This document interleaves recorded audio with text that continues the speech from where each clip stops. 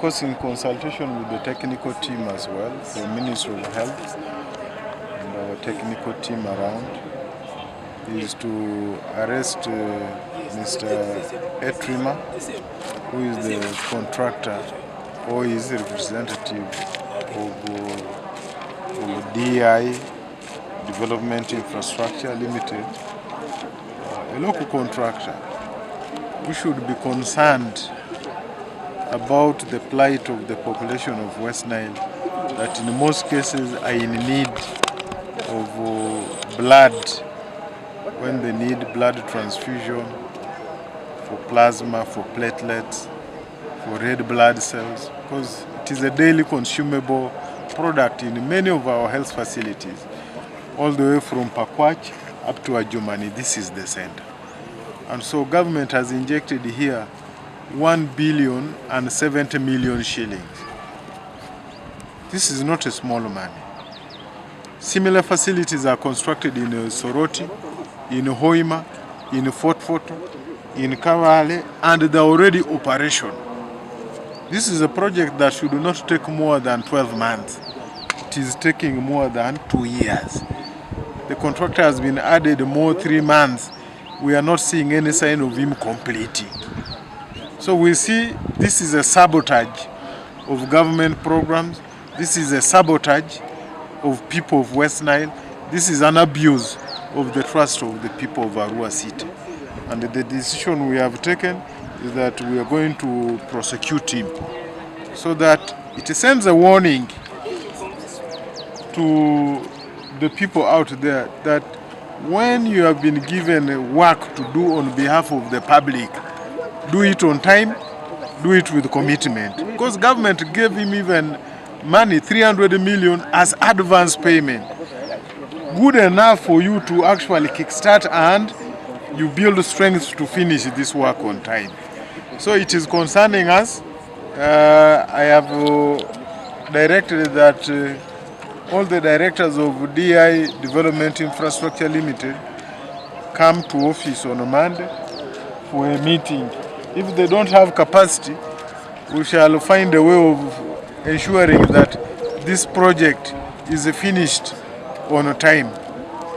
When was this project started and when was it supposed to be completed? Because the project was supposed to have been completed in October. Last year. Yes, if I still recollect my mental faculty, and it wasn't done so. There was added another extension by the technical team managing the project. We are here thinking it would improve. We have found actually the site was nearly abandoned despite all the requests from the supervisors and the project management team. You can see what he has only done is put doors and windows. Nothing has moved on. And this is a project that has been funded nationally. I've told you other regions have equally benefited and they're already operational. If you go to Blood Bank in Hoima, it is operational. If you go to the one of Fort Foto, it is operational. Has it been sent to frustrate the people of West Nile? I am surprised. Okay, maybe at the time when the Ministry of Health has brought equipments and we're still seeing the building incomplete, what does this mean? It means that the project should have been completed many months ago. But also, Ministry of Health has an accountability to make. Because if you are bringing sensitive equipment to a facility that is incomplete, then there's an accountability on your part you have to make as well. Would you implore Auditor General's office to audit some of these projects, even IGG, to take interest? Because this is not the first facility we see. Of course, I'm going to pick interest. It only not IGG. My office has already started on this. I will ask police to thoroughly investigate this for further course of action. Not only IGG, my office is equally empowered to do the work. So what will finally the city do if he is prosecuted? Will the work be subcontracted to another contractor? That is a possibility we are looking into. The options are available. You can't fail government. That's why we are taking him on for a process of sabotaging a government. But technically, we will leave the rest to the technical team to handle. Go and find him in the CPS, drinking Malwa there. I just want to make a very, very important clarification. The clarification is there's too much confusion because there are two projects there. The first project was the construction of the regional blood bank for Arua, which we completed. That project was awarded in 2022. And then we finished that project very well last year in June. Now, by then, the money was not enough. So government got additional monies to construct staff quarters for the regional blood bank, to construct a ramp, because the first project had no ramp, and then an access road for the blood bank. So now, when the government got money, advertised the works. We applied and they competed, and then we were given that works. And then we signed contracts on 18th March 2024. It's supposed to be a 1-year project, which is ending this year in 17th March 2025, which means we still have 2 months remaining to complete the project. That's something I wanted us to make very clear. So now this new project, where we have still 2 months to finish, it has 3 components. The staff house, we have the ramp, and then we have the access road. Now the access road, we're already at 98%. We were supposed to do a culvert and graded the road, put maram, which I've done, even build the drainage, which we have built. There's just only a small part remaining where we're supposed to do stone pitching or drainage. That's like around the 10 meters, which all the materials are there. Even 2 days we can complete. For the staff house, we have already roofed the building. We have plastered everywhere, inside and outside. We are now doing finishes, the reveal work on the windows, and then doors. And then we have a specialized mason doing that. Because now reveal work, you cannot bring every mason to do that. There's one person who does the metal work, he's doing that.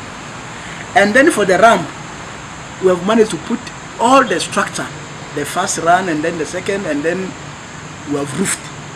So as even today in that meeting, we are doing the what? The members are now doing the eave, so that we put the tiles up. So we still have 2 months. That is the contradiction we had with our stakeholders. They are mixing these 2 projects. They are mixing these 2 projects. So in the meeting, what I promised was very clear. In the remaining 2 months, we shall finish this project. Because, like in this site meeting, we write our report, our technical team does the assessment to see the percentage we have reached. Even the person deployed by the Ministry of Health writes a report to see how far have we reached with the works. And then also like against the time. In our report, we have estimated that we are at 80% of the works. According to the engineer from the Ministry of Health, we are at 75%. Now the time elapsed is 78%.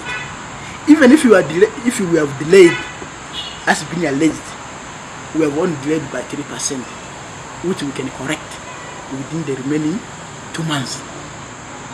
So of course, I don't blame the RCC. RCC, that was his first time to attend that site meeting. Of course, it might have been, but maybe not understood fully, or got maybe different information from different sources. But of course, he told me I should go to the police and take a statement. The police took my statement, and then they released me. So even we made a commitment that even we are not going to wait for the end of the contract, which is the 17th of March 2025. We have made very sure that we are going to finish this project. We are going to finish this project by end of February, we shall finish. Because the works that remain, that's a small works, finishes. That's only finishes. So it is not true that we are behind the schedule. All the projects are delayed. The stakeholders need to understand that these are two different projects. The regional blood bank, which contract was awarded in 2022, we finished it. And then what is now, the site where the meeting was the additional works, the access road, the staff house, and the ramp, where we are, according to the ministry, we are 75%. According to our technical team, we are at 8%. By the time that has elapsed is at 78%. So I think that one. The regional blood bank, which we have already completed, was 2.960 billion. Yeah, it was 2.960 billion. Now the additional works, those three access road, ramp, and the staff house, they are at 1 billion. So those are completed two different projects. Yeah. So looking at the pace of work, are you optimistic that by March this will be handed over to government for utilization? No, by March 17th we are going to hand over this project. We are going to hand over the project. So even we had made a commitment to the RCC, written commitment. Even we are not going to wait up to 17th of March. We shall deliver this project at the end of Feb. So we are going to organize, we are not going to wait for that period. We are going to organize more resources. We are going to organize more labor force, human labor, to make sure that that project is done, so that we don't delay it. What are the equipments that are to be installed in the blood bank there? Because there are a number of them. No, there are a number of them, but of course it was a separate supplier who supplied all these things, but mostly for screening blood, because most of the services, blood services in West Nile, they have been doing these things, screening, all that, blood group, all that in Kampala. But of course, it's good that we have constructed, and then the machines have been supplied there. I don't have really good knowledge of what type of machines, how big, how much they costed. There are really good number of machines that have already been delivered. They are already housed in the building we have constructed. Yeah. Okay, lastly, were there challenges you faced in projects? Usually there could be variations in cost. Sometimes material costs, both local and factory materials, but also there are challenges we face with workers or weather, or even the different situations. No, definitely in the first project we got a number of challenges. Not like some of the things we are supposed to put there, like cold room. A cold room is a highly specialized equipment, and then we are supposed to get some of the things from China. You see, that's to order a cold room. It took us almost six months from China to get into the country. So now, like, even as you went there, there were still some people working on those defects. Some of the things they supplied, as especially the door of the cold room could not fix, and they could not work well. So we had to reorder, inform the supplier in China to send for us another door to be fixed there. So you got some people there at the site fixing it. So that is some of the challenges we got. Of course, now, like you see in the first, like you remember the whole of last year and in the other year, cost of construction materials kept on oscillating, fluctuating. Cement at some point even went up to 45,000, and yet when we were bidding for the works, cement was at 29 or 30 there. So that's some of the things we get in the construction. But nevertheless, these issues are not going to affect us. We are not going to delay any works. Yeah, we are going to deliver that project. What is your assurance to the people? My assurance is by end of our contract period, 17th of March, that work will be delivered.